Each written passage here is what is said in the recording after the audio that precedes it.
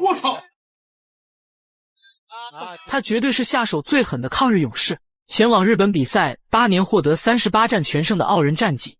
虽然侥幸有日本选手能打破他的脸颊，但却无人能打破他不败的神话。他就是抗日勇士刘聪，小伙拥有着绝对的爱国情怀和赤子之心，无数的日本选手纷纷跪倒在他的拳脚之下。可自从刘聪获得了他们日本的金腰带之后，日本赛事方再也无法容忍刘聪在日本擂台的统治行为，于是立刻向他们的山口组寻求地下拳王的帮助。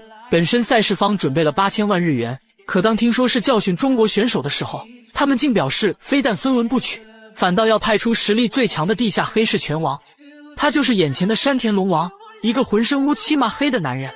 刘聪对此只是微微一笑，并在发布会表示生死看淡，不服就干。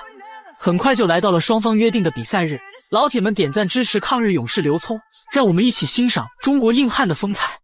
在这场比赛当中，刘聪赌上了自己的金腰带，并表示输了比赛不仅把腰带留在日本，而且还永远不再踏足日本擂台。虽说这样会永远失去他8年期间在日本打下的江山，但我们能看出他心中强大的自信。反观他的对手山田龙王则十分狂妄，一个小小的地下拳王竟敢在刘聪的面前吆五喝六。殊不知，如果不是他们山口组的庇护，刘聪现在就能把山田龙王直接打回娘胎当中。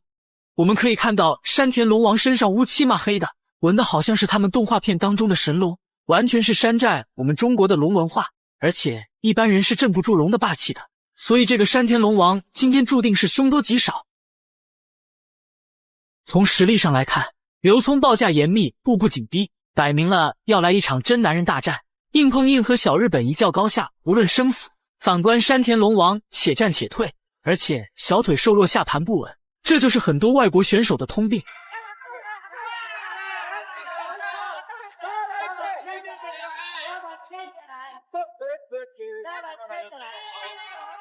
裁判分开二人之后，刘聪一个失误被击中了下巴。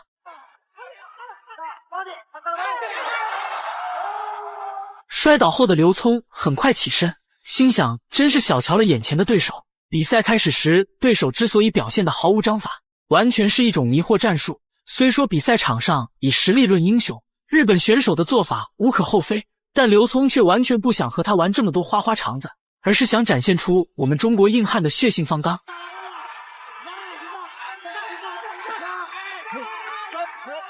战况仍旧焦灼，我们能看到刘聪脚上缠着的纱布。刘聪负伤上阵，让人动容。毕竟日本选手犹如牛身上的狮子，络绎不绝挑战。即使刘聪拥有强健的体魄和钢铁般的意志，但毕竟双拳难敌四腿。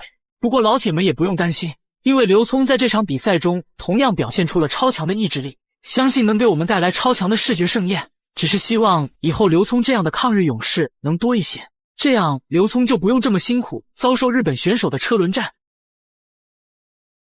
漂亮的连续摆拳，直接把山田龙王锤翻倒地。管你日本选手使用什么阴谋诡计，刘聪表示来者不拒。不过作为地下黑市拳王，山田龙王显然也展现出了极高的抗击打能力。据说只有在日本地下黑市不断赢得比赛并获得冠军，才能使用龙图腾作为纹身。所以说山田龙王绝非等闲之辈。不过当日本虫遇到真正的中国龙，想必最终山田龙王绝对没有好果子吃。刘聪这里摔倒在地，但显然是因为山田龙王的脚汗太多，导致擂台湿滑，所以起身后的刘聪非但没有因此气馁，反倒发起狂风暴雨般的进攻，又是一发摆拳击倒日本选手。目前击倒数虽然是2-2打平，但刘聪作为职业运动员，出拳更准，有效点数更高。可刘聪却显然没准备通过比赛点数取胜，很快就像坦克一样向前推进，开启又一番的肉搏大战。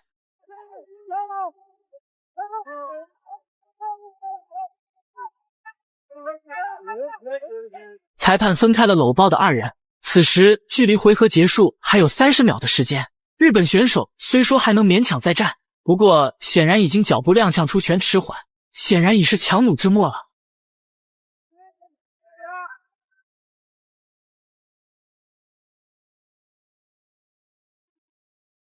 铃声响起，回合结束。第一回合当中，刘聪展现出了高水准的发挥，从整体实力来分析，显然双方都有 KO 终结的能力，尤其是山田龙王的拳脚功夫不可小觑。然而，在抗日擂台厮杀多年的刘聪却勇者无畏，同时也可以说他是慢热型的选手，仿佛是永不枯竭的战争机器。欣赏下精彩回放。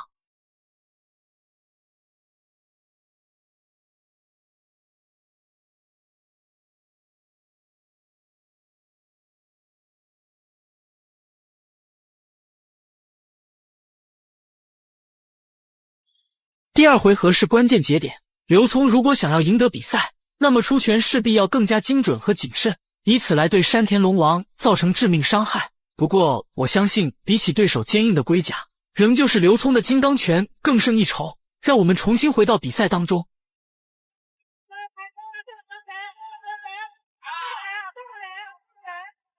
山田龙王显然被吓破了胆，不仅进攻通通打在了空气上，而且在面对刘聪进攻时仓皇逃窜，甚至双手抱头被拳头轮番轰炸。护犊子的日本裁判连忙暂停比赛，这才给了山田龙王喘息的机会。不过接下来他就没有这么好运了，只因刘聪仍旧体力充沛，再加上面对日本选手时的血脉压制，所以老铁们千万不要眨眼，敬请认真欣赏。